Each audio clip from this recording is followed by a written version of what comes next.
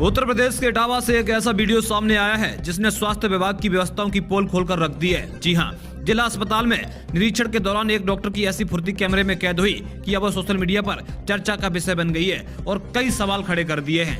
दरअसल आपको बता दूं, मामला इटावा के जिला अस्पताल का है। यहाँ मंगलवार को नीति आयोग के विशेषज्ञ ए के राठौर अचानक औचक निरीक्षण के लिए पहुंचे थे। निरीक्षण के दौरान अस्पताल में कई खामियां मिली जिससे अधिकारी काफी नाराज दिखे। लेकिन असली ड्रामा तब शुरू हुआ जब एक डॉक्टर साहब की नजर अचानक अधिकारी पर पड़ी। बिना एप्रन के ड्यूटी कर रहे इन डॉक्टर साहब को तो ऑस्कर मिलना चाहिए। जी हाँ, ऐसा हम इसलिए कह रहे हैं जिन्होंने नीति आयोग के अधिकारी को देखते ही बिजली की रफ्तार से एप्रन पहनने की कला का प्रदर्शन किया। यह नजारा किसी पेशेवर डॉक्टर की जिम्मेदारी जैसा कम और किसी स्कूल के उस बच्चे जैसा ज्यादा लग रहा था जो टीचर को देखते ही फटी हुई कॉपी को छिपाने की कोशिश करता है।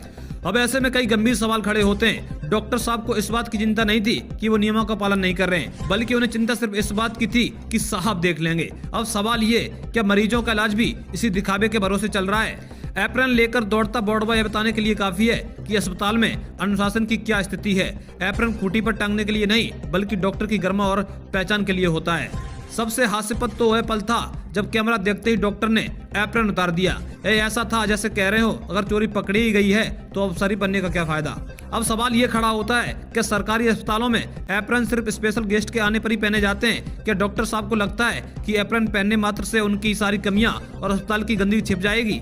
सवाल ये भी खड़ा होता है, जो डॉक्टर एक सफेद कोट पहनने में इतनी चोरी कर रहा है, वो ड्यूटी के घंटों में कितनी ईमानदारी बरतता होगा।